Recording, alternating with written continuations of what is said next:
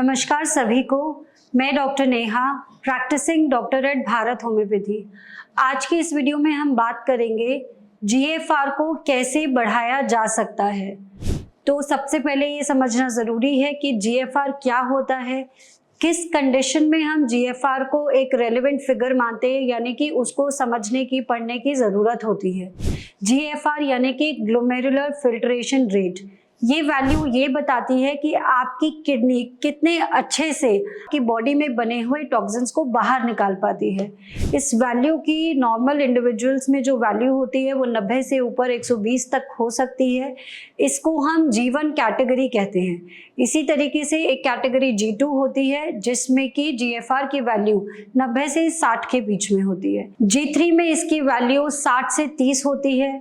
G4 में GFR की value 30 से 15 होती है और G5 में, जिसे हम एडवांस्ड किडनी फेलियर कहते हैं, इसमें जीएफआर की वैल्यू 15 से नीचे चली जाती है। ये वैल्यू एक फॉर्मूले के बेसिस पे कैलकुलेट किया जाता है। इस फॉर्मूले में दो चीज़ों को इस्तेमाल किया जाता है। आपके शरीर में क्रिएटिनिन की लेवल कितना है, यानी सीरम क्रिएटिनिन की वैल्यूज़, और आपकी उम्र कितनी है उसके ऊपर निर्भर करता है। तो जाहिर सी बात है, आपकी उम्र तो लगातार बढ़ती जा रही है, उस पर आपका कोई कंट्रोल नहीं है, तो थोड़ा बहुत जीएफआर तो एज की वजह से भी डिक्लाइन होता है।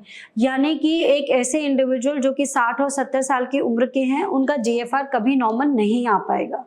अब वहीं हम बात करें क्रिएटिनिन की, तो जैसे जैसे क्रिएटिनिन की वैल्यू बढ़ती रहती है, यानी टॉक्सिसिटी शरीर में बढ़ती रहती है, वैसे वैसे आपके जीएफआर की वैल्यू घटती रहती है। उसी तरीके से अगर हम बात करें कि आपने अपनी लाइफस्टाइल में कुछ चेंजेस किए हैं जिसकी वजह से आपकी क्रिएटिनिन की वैल्यू घट रही है, तो आप देखेंगे कि आपके शरीर में जीएफआर की वैल्यू में सुधार आ रहा है। तो अब हम बात करेंगे ऐसे क्या तरीके, ऐसे क्या लाइफस्टाइल हम फॉलो कर सकते हैं जिससे आपके जीएफआर की वैल्यू धीरे धीरे बढ़े। तो सबसे पहले आपको अपने अंडरलाइंग हेल्थ डिसऑर्डर को देखना है कि आपको किडनी की बीमारी क्यों हुई है। अगर बीपी कारण है तो सबसे पहले बीपी को मेंटेन करना और नॉर्मल में लेकर आना, ये बहुत ज़रूरी है। उसी तरीके से अगर आप शुगर के पेशेंट हैं और शुगर की वजह से आपकी किडनी खराब हुई है, तो शुगर को नॉर्मल लेकर आना, ये आपको देखना है। इन दो वैल्यूज़ पे अगर आपका कंट्रोल आ जाएगा, पूरी तरीके से मॉनिटर कर लेंगे, तो थोड़ा प्रॉब्लम तो वहीं सॉल्व हो जाता है। अब हम बात करते हैं डाइट की, कि आप ऐसे क्या डाइट फॉलो करें कि आपके जीएफआर की वैल्यू बेटर हो। तो डाइट का सारा फंडा ये होता है कि आपको सोडियम रेस्ट्रिक्टेड, यानी नमक की मात्रा कम से कम खानी होती है, और पोटाशियम रेस्ट्रिक्टेड डाइट लेनी होती है, यानी ऐसे फल, ऐसी सब्जियां जिनमें पोटाशियम की मात्रा ज़्यादा होती है, वो आपको बिल्कुल भी नहीं लेना है। साथ ही साथ प्रोटीन की मात्रा आपको बिल्कुल कम कर देनी है। आपको प्रोटीन दिन भर में उतना ही लेना है जितने आपके शरीर को ज़रूरत है। एक्सेस प्रोटीन लेने की, या ऐसा प्रोटीन जो डाइजेस्ट करना मुश्किल होता है, या ऐसा प्रोटीन जिससे वेस्ट प्रोडक्ट ज़्यादा बनता है, वो प्रोटीन आपको नहीं लेना है।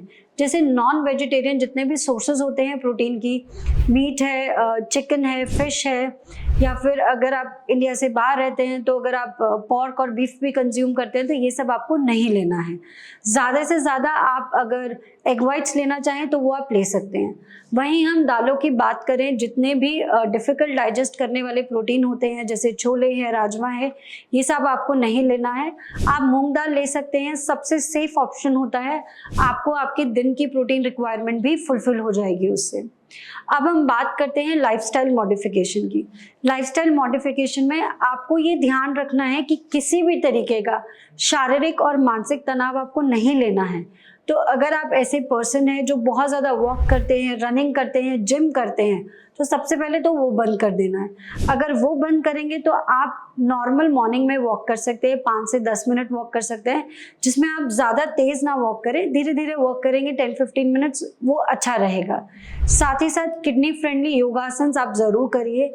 ऐसे केसेस में अगर आप योगासन्स करते हैं और अपने शरीर को सुबह में आधा घंटा देते हैं, तो रिज़ल्ट बहुत अच्छा आता है। बेसिकली ये सारी चीज़ें आपको फॉलो करनी है जो मैंने आपको बताया है। इतना करने से आपके जीएफआर में सुधार आएगा और जैसा कि आप सभी लोग जानते हैं कि हर किसी की कंडीशन अपने आप में अलग होती है। किसी की किडनी खराब होने का कोई और कारण है, किसी की किडनी खराब होने का कोई और कारण है। तो पूरी सही जानकारी के लिए आप हमारी टीम से कांटेक्ट कर सकते हैं and we will be there to help you. Thank you.